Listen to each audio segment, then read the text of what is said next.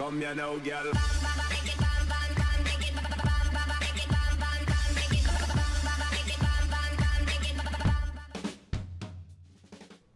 Hello and welcome to What's Map, your one-stop shop for everything workshop. I'm BonBonB and you're very, very welcome.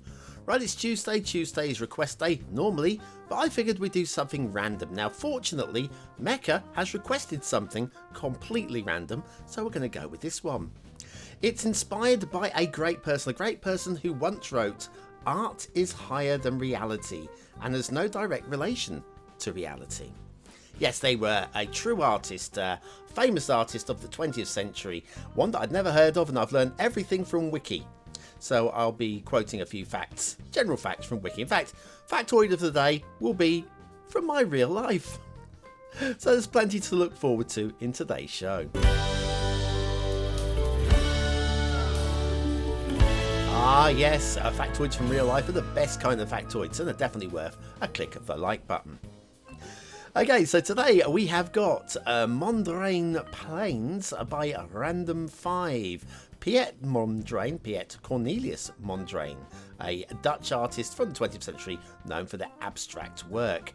And the entire map is kind of designed around their work. There's the start square, by the way. You have terrain heights that are pretty flat apart from the hilly bits, which is always the case with anything, ever. And then there's your resources. Yes, it's field painting. Yes, I think we knew it was going to be a field painting kind of map. And then fishing, if you have Sunset Harbour and you want to do some fishing, this is what your fishing map will look like. Off to the workshop. What do we need? Well, no DLC is required today. In fact, not very much at all. We're using the Stray Cats Territory Homecoming theme, the Relight Average LUT, and in the Hide It / Radioactive Desert settings, we have switched off the spoiling of the coastlines and shorelines, because that's what the instructions are. Must remember to switch them back on for the next review. Okay, now it's going to be a little bit, dare I say, boring. A little bit boring, because it's all about straight lines and rectangles and design. And design is mostly what you can see from above. And we're looking at highways and railways to start off with, as we always do. And because of the design of the map, it's going to be pretty much lots of straight lines.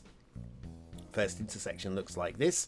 We'll head down it because of the start square, which is down that way. So yes, what can I tell you about this creator? Well, Random 5, best known for making a few maps, comments a lot.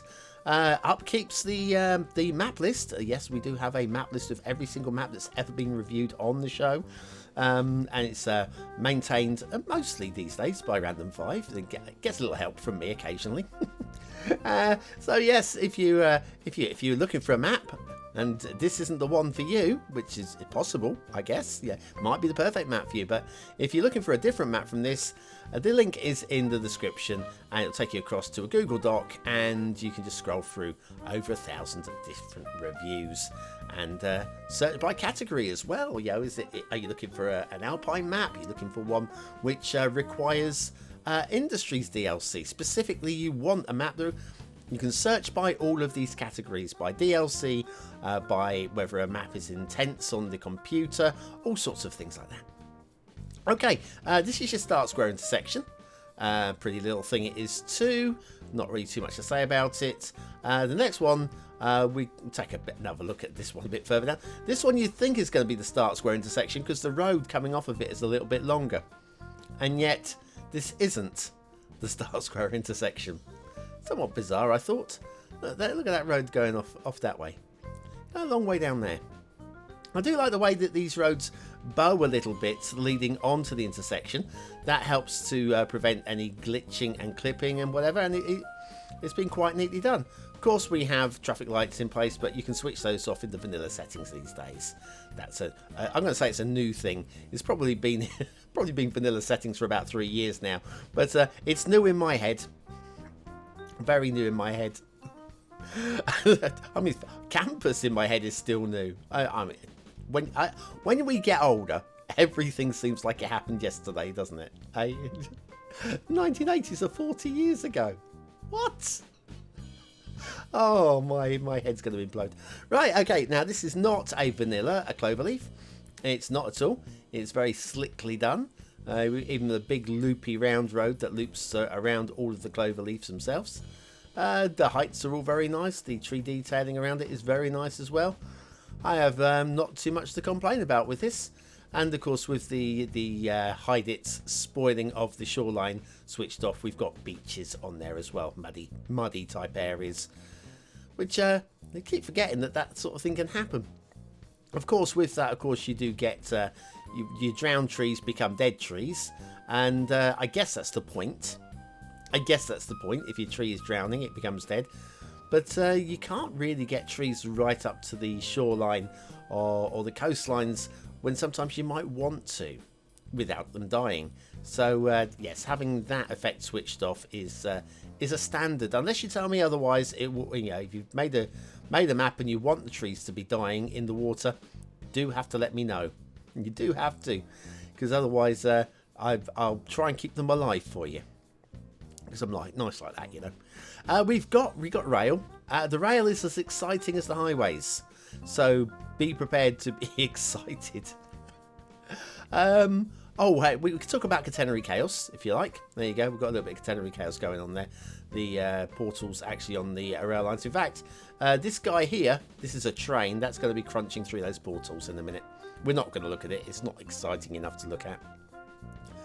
So yes, when we get towards the end of today's show, and I do the factoids because factoids, yes, I was going to read from the book today, but there's something that I got reminded of a real life, and a little true story from my ancient history, and hopefully the 40 or so seconds that I have to do the asset review. I've not even paced it.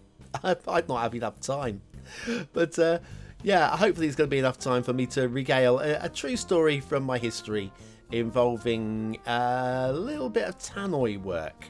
We'll go back. Go back to that. But I think it's vaguely relevant to the asset of the day, so it just reminded me, and I figured, hey, why not? So take a right here, and then we'll take a right here. I don't even know where we are on the map now, but everything seems smooth and believable. Yeah, we've got slight gentle etching into the ground here for the under the road crossing there, and then around and take a little left here, and a little left here. And it also takes straight up towards those mountains. And I think when we get close to the mountains, we'll veer off to the right and we'll be off the edge. Yeah, we're about done. So, right. So I did say this part of the show was going to be a little bit boring. It's really not too much to talk about.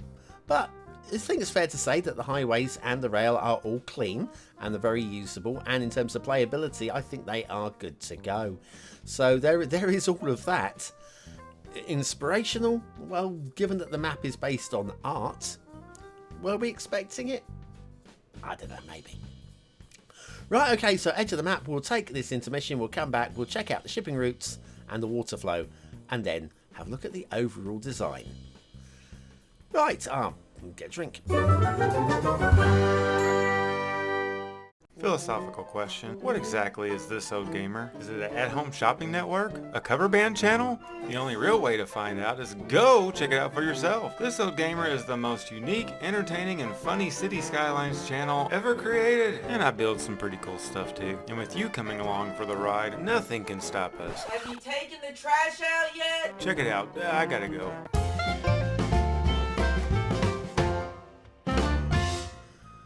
And back to Mondrain Plains by a Random 5 and the shipping routes. And it won't surprise you to hear that the shipping routes are somewhat square. Yes, we'd have the lovely little bendy triangles to keep the shipping flowing and not doing right angle turns, which I do appreciate. But yes, they are somewhat square. There we are. That's all there is. All there is to see. Nothing more to see here. Water flow. This is the Start Square River. And it's got water flow. It's a little on the light side, a little on the shallow side, but again, it should be enough to get you going until you can expand down to that big old lakey type, sea type thing. It's neither is this. What is this? What is this? This is the sea, isn't it? That's what it is. Overall, though, I think there's an interesting design and vibe to the map, even though I'm completely blissfully unaware of who Mondrain was. So let's have a little look at the... we've got this spit out here. And the Essential Lighthouse. The Essential Lighthouse. Isn't she lovely? Yep, that'll do. And then we have some sea defences over here. Again, quite nicely done. All with vanilla assets, which is always good to see. And then if we have a look over here, we've got little areas like this within the fields. Just bits of detailing, just to break up the map a little bit. And they're all fine. They're all fine. Not barnstormingly exciting, but again, it's not really designed to be, is it? It's not really designed. The overall design is what sells you the map. You either like it because of the design, or you don't like the map at all. I would think with this one, I quite like it. We've got this little lake here, which is quite pleasing as well. Very pleasing. Some nice little aesthetic areas.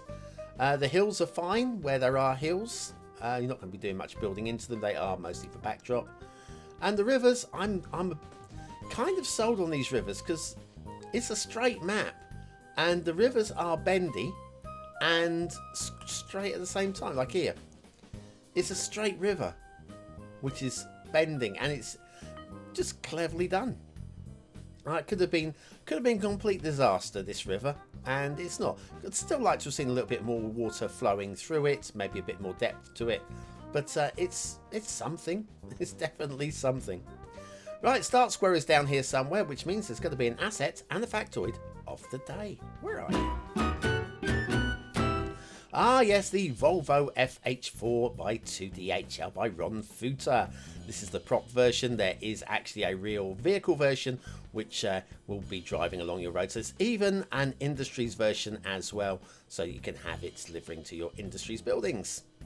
Right, factoids, because factoids based on a real-life BonBon story. Way back in the day, I used to work in the supermarket, and one of the things I used to have to do is call out announcements over the tannoy.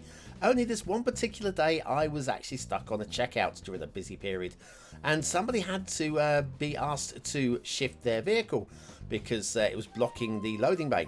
So the supervisor got on the tannoy, because I couldn't do it for them, and shouted out, would the driver of a red Volvo, registration ABC 123Y, please remove as you're causing an obstruction. Yes, and then repeated it. Would the driver of a red Volvo? Dear, oh dear, oh dear. How we chuckled. There were chuckles murmuring across the entire floor of the supermarket. Anyway, there you go. The Volvo FH 4x2 DHL by Ron Futer. That is a very lovely thing. Not a red Volvo, that is a yellow Volvo. Oh, the poor girl never lived it down, bless her. Oh, what do you think of today's map? Is it a 1-star map? Is it a 5-star map? Is it somewhere in between? Your vote really does count. We use it at the end of the month for the Viewer's Choice Top 10. Will this be one of the top 10 maps of the month? Only you can decide. Use the I button in the top right hand corner of your screen. It'll take you to the voting page where you can vote for free with a Facebook, Gmail, or a free Patreon account. Well, what do I think of today's map? Well, very difficult to mark this one, because aesthetically it does what it's trying to do. It really does. It doesn't really do anything for me, but I think it's achieved what it was looking to do. So what I'm going to do is I'm going to give it a bottom of the tier 4 stars. I can't really give it more than that. I think it deserves just a smidge more than 3. So yeah, bottom of the tier 4. Detailing, there's nothing really wrong with it. There's nothing next level about it either. I think it's fair to say that we are talking 3 stars, but we're talking at the top end. So, medium high 3 stars. Gameplay potential, it's definitely playable. I would say it's not really inspirational, but if you want to do a big old grid city, you're probably looking at a map set about that one. And you can buy those tiles, buy those farms in one field at a time. I'm going to go 4 stars. I'm going to go bottom tier of 4 stars again. Mondrain Plains by Random 5. That's what it's trying to do. And I think there's credit to be given for that one. And credit to Mecca for giving it a shout out. getting it onto the request list. And if you've got any maps that you want to see on the request list, stick them into the comments down below, or message me via Facebook or Twitter or any other means. There's a whole list of things you can follow, all in the description, and it'd be good to hear from you.